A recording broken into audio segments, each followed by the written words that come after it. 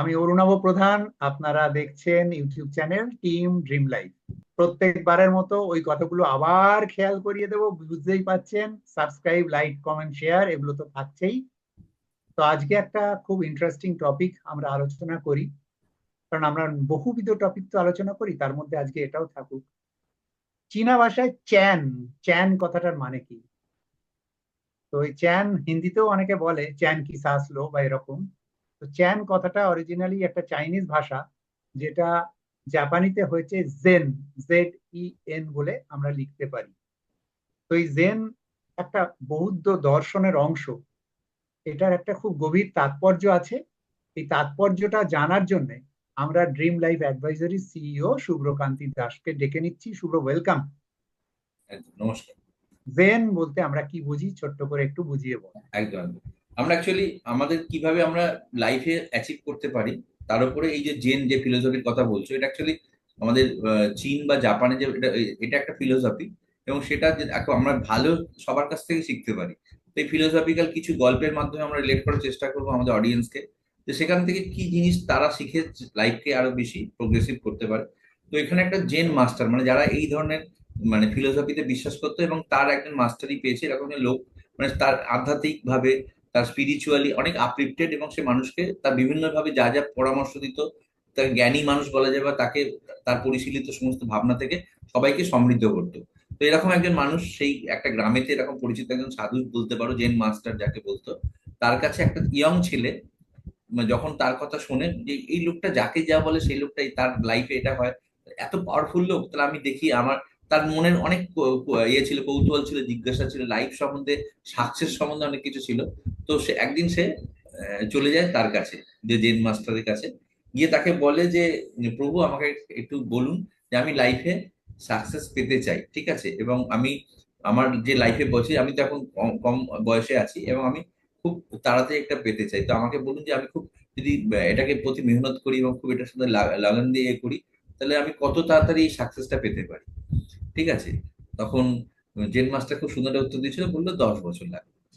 তখন তারপরের প্রশ্ন ছিল ওর, আচ্ছা আমি যেটা বললাম, আমি যদি তার থেকেও বেশি ফোকাস, তার থেকে বেশি লগন, বা তার থেকেও বেশি ইয়ে দিয়ে, আরো বেশি কনসেন্ট্রেশন, আরো বেশি ইয়ে দিয়ে যদি আমি করি, তাহলে আমার সাকসেস পেতে কত সময় লাগতে পারে, ঠিক আছে। ওর ধারণা ছিল তাহলে কম সময়ের মধ্যে সাকসেস হবে। তখন উনি উত্তর দিলেন 20 বছর লাগবে উত্তরটা।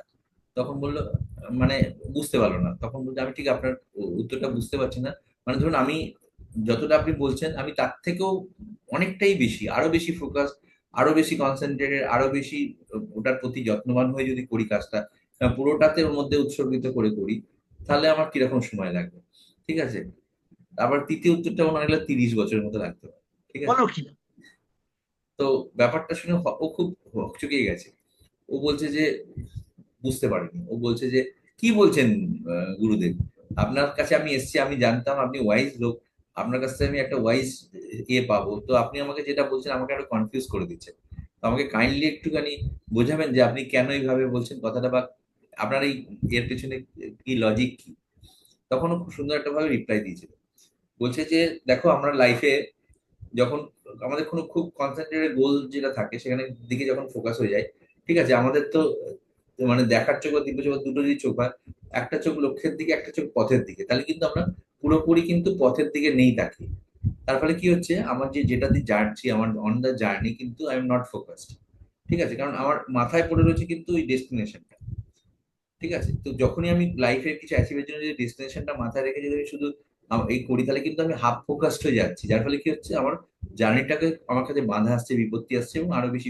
তো রাদার আমি ওই ডেস্টিনেশনটাকে ফোকাস না করে আমার জার্নিটাকে যদি ফোকাস করি, স্টেপ বাই স্টেপ, ছোট ছোট করে যতটুকু এগোচ্ছি ততটুকুকে যদি কনসেন্ট্রেট করি, তাহলে কিন্তু আমার ওই জার্নিতে অনেক তাড়াতাড়ি পৌঁছাতে পারবো, রাদার দ্যান ফোকাসিং এন্ড স্টেজটাকে এখন থেকে। তাহলে আমাদের লাইফের ক্ষেত্রে তাই, যখন তুমি সাকসেস পাবে, ঠিক আছে, এন্ড রেজাল্ট আমি জানি, কিন্তু তার জন্য আমার ফার্স্ট স্টেপ কি, আমি যদি ছোট ছোট করে ওই ফার্স্ট স্টেপটাকে আগে কনসেন্ট্রেট করি, সেইটুকুনিকে অ্যাচিভ করলাম, তারপরে আরো দুটো ধাপ সিঁড়িতে ওঠার মতো একটা করে ধাপ উঠলাম, তারপরের ধাপ, তারপরের ধাপ, এভাবেই তো আমরা একতলা দুতলা উঠি। রাদার আমি যদি এক ধাপে যদি একবার ঝাঁপিয়ে উঠতে যাই, তাহলে কি হবে, পড়ে যাব। আমাদের লাইফের ক্ষেত্রেও এটা তাই, আমাকে কিন্তু জার্নিটাকে এনজয় করতে হবে, ওই স্টেপটাকে আর মেজার করতে হবে, ওই স্টেপটাতে বেশি কনসেন্ট্রেট করতে হবে, rather than to my destination, তাহলে কিন্তু আমি ডেস্টিনেশনে আরো সহজে পৌঁছাতে পারবো।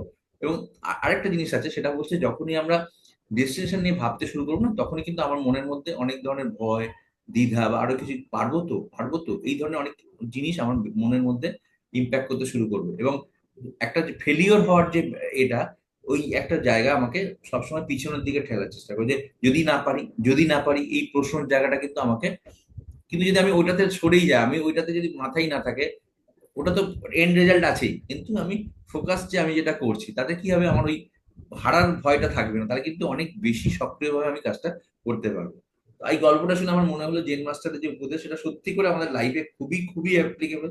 এবং আমরা যখন যেটা করি সেটাতে যদি ফোকাসে পুরোটা করি, তাহলে কিন্তু এন্ড রেজাল্ট আমরা অটোমেটিক্যালি পাবোই। এন্ড রেজাল্ট থাকবে আমার মাথায়, কিন্তু যখন আমি পারফর্ম করছি তখন কিন্তু এন্ড রেজাল্ট কথা ভেবে হাফ হার্টেডলি কাজটা করতে গেলে কিন্তু অসুবিধা হবে। তাহলে কিন্তু কি হবে, ওই জায়গায় বারবার ধরে না পাওয়ার ভয়টা আমাকে কিন্তু পিছনের দিকে কোথাও না কোথাও আমার পারফরমেন্সে এফেক্ট করতে পারে। That's the message of the story. এটাই বলা ছিল, এবং এটাই আমি গল্পটা বলতে চেয়েছি এখানে।